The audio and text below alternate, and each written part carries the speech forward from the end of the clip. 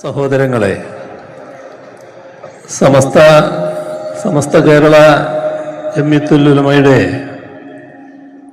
100 വയസ്സ് പൂർത്തിയാകുന്ന ഈ ഘട്ടത്തിൽ അതിൻ്റെ സന്തോഷം പങ്കിട്ടുകൊണ്ട്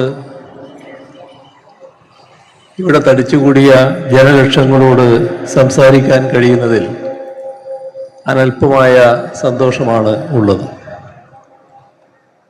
കേരളത്തിൻ്റെ ബഹുജന പണ്ഡിത സഭയാണല്ലോ ഇത്. നമ്മുടെ സമൂഹത്തിൽ ആത്മീയവും സാംസ്കാരികവുമായ പ്രകാശം പരത്തുന്ന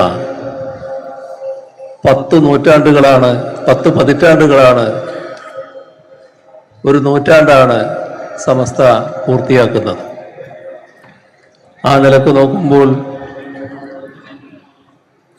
മുസ്ലിം സമുദായത്തിലെ നവോത്ഥാന ചരിത്രത്തിൻ്റെ ഒരു സവിശേഷ ഘട്ടമാണ് ഈ 100 വർഷങ്ങൾ അടയാളപ്പെടുത്തുന്നത്.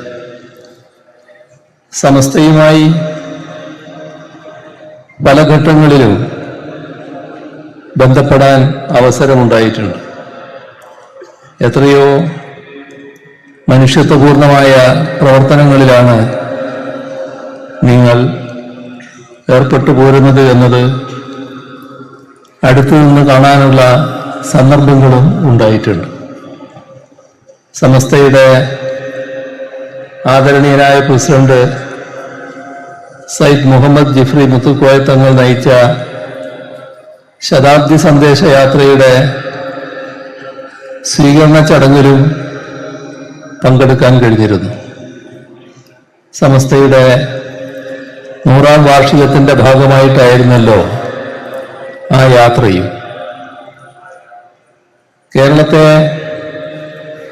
മതനിരപേക്ഷ സമൂഹമായി വളർത്തിയെടുക്കുന്നതിൽ നവോത്ഥാന പ്രസ്ഥാനങ്ങൾക്കൊപ്പം നിന്നുകൊണ്ട്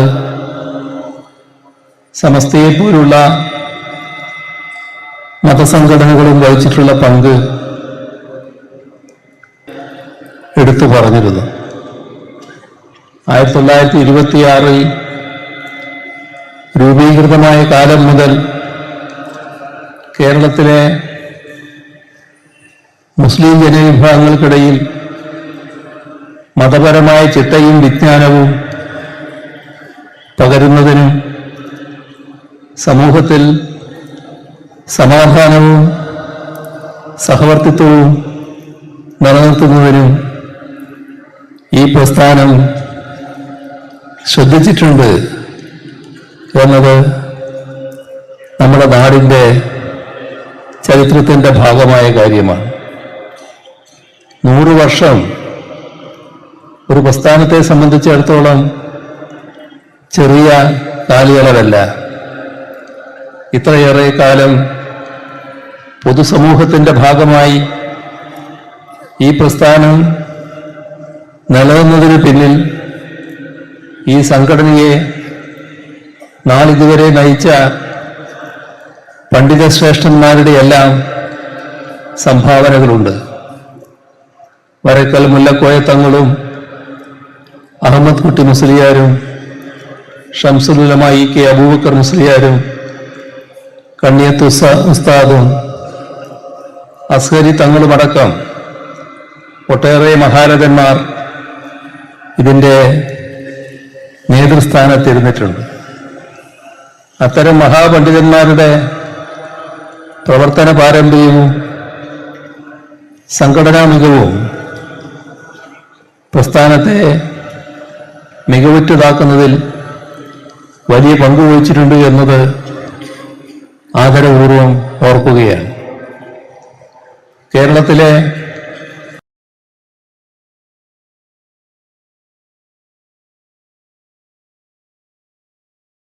മുസ്ലിം സമുദായത്തിൻ്റെ പിറവി തന്നെയും തദ്ദേശീയ പരമ്പരാഗത ജീവിത രീതികളെ ഉൾക്കൊള്ളുന്ന വിധത്തിലായി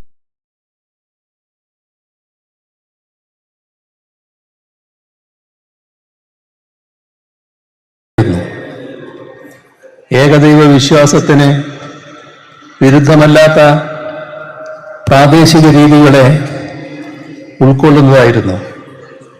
എന്നാൽ അക്കാലത്തെ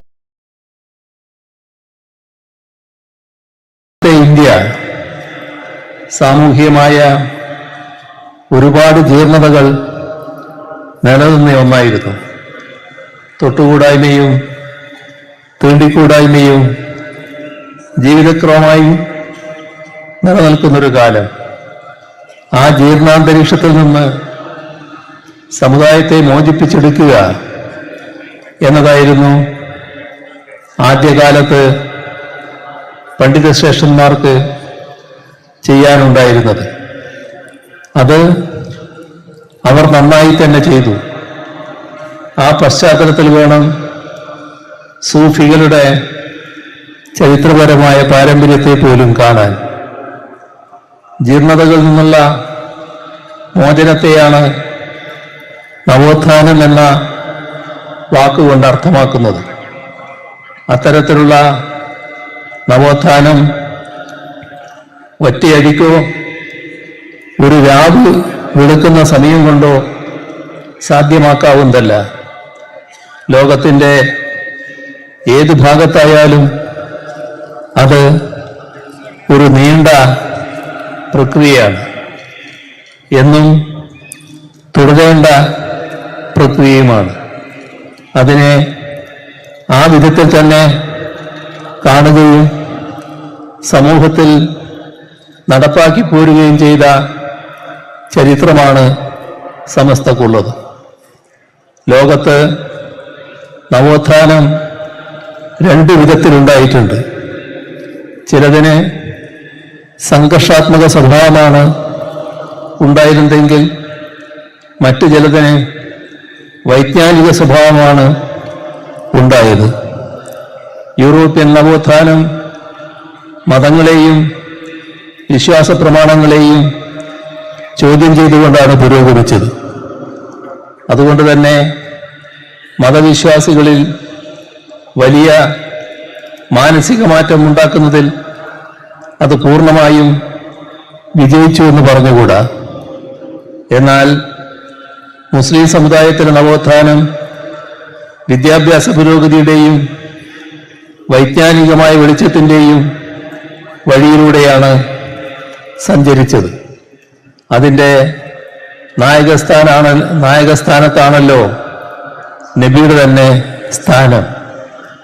ഹിജ്റ 1-ാം നൂറ്റാണ്ടിൽ തന്നെ കേരളത്തിലെത്തിയ ഇസ്ലാം ഇതേപോലെ സ്വയം നവീകരിച്ചുകൊണ്ട് തന്നെയാണ് എക്കാലവും മുന്നോട്ട് പോയത്.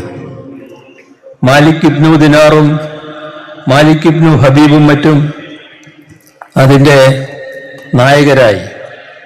തുടർന്നിങ്ങോട്ടുള്ള ചരിത്രത്തിൽ അധിനിവേശ ശക്തികൾക്കെതിരായ പോരാട്ടം, ദേശീയ ബോധത്തിൻ്റെ വ്യാപനം, പുതിയ വിജ്ഞാനശാഖകളുടെ വളർച്ച എന്നിവയൊക്കെ ഉണ്ടായിട്ടുണ്ട്. അധിനിവേശ വിരുദ്ധ പോരാട്ട ഭൂമികളിൽ ഹിന്ദുക്കളെയും മുസ്ലിമുകളെയും ഒരുമിച്ച് അണിനിരത്തിയ ചരിത്രവുമുണ്ട്. ഗാന്ധിജി നിസ്സഹകരണ പ്രസ്ഥാനം ആരംഭിക്കുന്നതിന് മുൻപേ മമ്പുറം തങ്ങൾ നിസ്സഹകരണ ഫത്വ നൽകിയിരുന്നതായി ചരിത്രത്തിൽ കാണാം. അത് വിശദീകരിക്കുന്ന ഗ്രന്ഥത്തെ അധിനിവേശ വിരുദ്ധമാണെന്ന കാരണത്താൽ തന്നെ കളക്ടർ കനോലി സാഹിബ് നിരോധിച്ചതും ചരിത്രത്തിൻ്റെ ഭാഗമാണ്. ഇതിൻ്റെയെല്ലാം തുടർ പാരമ്പര്യം ഉൾക്കൊണ്ടുകൊണ്ടാണ് 1926 സമസ്ത കേരള ജംഇയ്യത്തുൽ ഉലമ രൂപീകരിക്കപ്പെട്ടത്. ആ സമസ്തയാകട്ടെ ഭീകരവാദത്തിനും തീവ്രവാദത്തിനുമെതിരെ വിട്ടുവീഴ്ചയില്ലാതെ നിലകൊണ്ടു.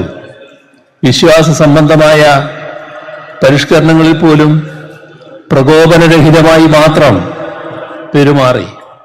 അതെല്ലാം നമ്മുടെ മതനിരപേക്ഷതയുടെ സംസ്കാരത്തെ വലിയൊരളവിൽ ശക്തിപ്പെടുത്തി. അതുകൊണ്ട് തന്നെ ഒരു നൂറ്റാണ്ട് പൂർത്തിയാക്കുന്ന വേളയിൽ സമസ്തക്ക് ഇതിൻ്റെ എല്ലാം കൂടെ സഞ്ചരിക്കുകയും നേതൃത്വം വഹിക്കുകയും ചെയ്ത ഒരു സംഘടന എന്ന നിലക്ക് അഭിമാനിക്കാൻ ഏറെയുണ്ട് എന്നാണ് വരുന്നത്. മതനിരപേക്ഷ ശക്തികൾക്കൊപ്പം നിന്നുകൊണ്ട് മാത്രമേ വർഗീയതയെ ചെറുക്കാൻ കഴിയൂ എന്നും വർഗീയതക്ക് വർഗീയതല്ല മറുപടി എന്നുമൊക്കെയുള്ള സമസ്ത നിലപാടുകൾക്ക് വർത്തമാനകാല സാമൂഹ്യ അന്തരീക്ഷത്തിൽ വലിയ പ്രസക്തിയാണ് ഉള്ളത്. നമ്മുടെ രാജ്യം അതിൻ്റെ ചരിത്രത്തിലെ ഏറ്റവും വലിയ രാഷ്ട്രീയ പ്രതിസന്ധികളിലൂടെ കടന്നു പോകുന്നൊരു ഘട്ടമാണ്. ഇന്ത്യയുടെ ബഹുമത ഘടനയും ബഹുസ്വര സാംസ്കാരിക പൈതൃകവും തകർക്കാനുള്ള നീക്കങ്ങൾ ഇവിടെ നടക്കുന്നു എന്നത് ഗൗരവമായി കാണേണ്ടതുണ്ട്. ഒരു മതം, ഒരു ഭാഷ, ഒരു സംസ്കാരം, ഒരു ഭക്ഷണ രീതി, ഒരു വസ്ത്രധാരണ സമ്പ്രദായം എന്ന നിലയിൽ ഇന്ത്യയെ അതിൻ്റെ വൈവിധ്യം തകർത്ത് ഏകശിലാരൂപത്തിൽ വാർത്തെടുക്കാനാണ് ശ്രമം നടക്കുന്നത്. എന്ത് വില കൊടുത്തും അത്തരം നീക്കങ്ങളെ ചെറുക്കേണ്ടതുണ്ട്.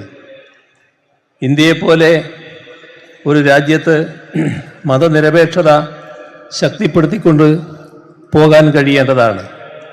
മതനിരപേക്ഷ പ്ലാറ്റ്ഫോമുകൾക്ക് വർഗീയതയെ ശക്തമായി നേരിടാൻ കഴിയുകയുള്ളൂ. അല്ലാതെയുള്ള ഏത് നീക്കവും വർഗീയതയെ വളർത്താൻ വഴിവെക്കുക മാത്രമേ ചെയ്യുകയുള്ളൂ. ഇവിടെ എല്ലാ വിഭാഗങ്ങളും, ന്യൂനപക്ഷ ജനവിഭാഗങ്ങളും എല്ലാ മതപ്രത്യയശാസ്ത്ര വിഭാഗങ്ങളിൽ നിന്നുള്ള മതനിരപേക്ഷവാദികളും ഒരുമിച്ച് നിന്നുകൊണ്ട് വർഗീയതയെ ഫലപ്രദമായി പ്രതിരോധിക്കാൻ കഴിയേണ്ടതായിട്ടുണ്ട്. ഈ ഒരു ബോധം സമൂഹത്തിൽ പടർത്തുക എന്നത് ഏറ്റവും പ്രധാനമാണ്.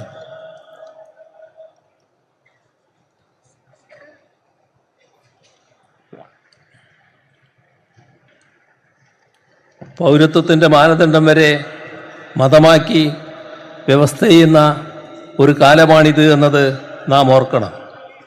നമ്മുടെ പൗരത്വത്തിന് മതം മാനദണ്ഡമാക്കുന്നത് ഒരു തരത്തിലും അനുവദിക്കാനാവില്ല. പൗരത്വത്തിൻ്റെ പേരിൽ ചിലരെ മുദ്രയടിച്ച്, പ്രത്യേകം ചില മുദ്രയടിച്ച് ജയിലിലാക്കണമെന്ന തിട്ടൂരം വരെ ഇറക്കുന്നു. ഇവിടെ നാം കാണേണ്ടത് അത്തരത്തിലുള്ള ഒരു നടപടിയും സ്വീകരിക്കാത്ത ഒരു നാടായി കേരളം നിലനിൽക്കുന്നു എന്നതാണ്. കേരളത്തിൽ പൗരത്വത്തിൻ്റെ പേരിൽ ഒരാളെയും തടങ്കൽപ്പാളയങ്ങളിൽ അടക്കില്ല എന്ന് ആ ഘട്ടത്തിൽ തന്നെ അസന്നിഗ്ധമായി വ്യക്തമാക്കിയതാണ്. ഇപ്പോഴും അത് തന്നെയാണ് ആവർത്തിച്ച് വ്യക്തമാക്കാനുള്ളത്. വോട്ടർ പട്ടികയിൽ നിന്ന് ആളുകളുടെ പേരുകൾ വെട്ടാൻ ലക്ഷ്യമിട്ട് പല നീക്കങ്ങൾ നടക്കുന്നു എന്ന ആശങ്ക പൊതുവെ ഉയർന്നു വന്നിട്ടുണ്ട്. അതും ഗൗരവമായി തന്നെ നാം എടുക്കേണ്ട ഒരു കാര്യമാണ്. മാനവികതയുടെ ശത്രു ഫാസിസമാണ്. അത് ലോകത്തിൻ്റെ ഏത് ഭാഗത്താണെങ്കിലും അതിനെ നല്ല രീതിയിൽ ശക്തമായി എതിർത്തുകൊണ്ട് പോകാൻ നമുക്ക് കഴിയേണ്ടതായിട്ടുണ്ട്. ഞാൻ വളരെ മറ്റു കൂടുതൽ കാര്യങ്ങളിലേക്ക് ഈ ഘട്ടത്തിൽ കടന്നു പോകുന്നില്ല. ആദരണീയനായ നമ്മുടെ ജിഫ്രി തങ്ങൾ പ്രകടിപ്പിച്ച അതേ വികാരത്തിൽ ഞാനും പങ്കുചേരുകയാണ്. അദ്ദേഹത്തിൻ്റെ സമയം വല്ലാതെ അദ്ദേഹം വെട്ടിക്കുറച്ചതായി കണ്ടു. അതുകൊണ്ട് തന്നെ കൂടുതൽ കാര്യങ്ങളിലേക്ക് കടക്കാൻ ഞാൻ ഈ വേദി ഉപയോഗിക്കുന്നില്ല. ഈ സമസ്തക്ക് എല്ലാ തരത്തിലുമുള്ള വളർച്ചയും ഐശ്വര്യവും ഭാവിയിൽ കൂടുതൽ കരുത്തോടെ നിലനിൽക്കാനുള്ള സാഹചര്യവും ഉണ്ടാകട്ടെ എന്ന് ആശംസിക്കുന്നു.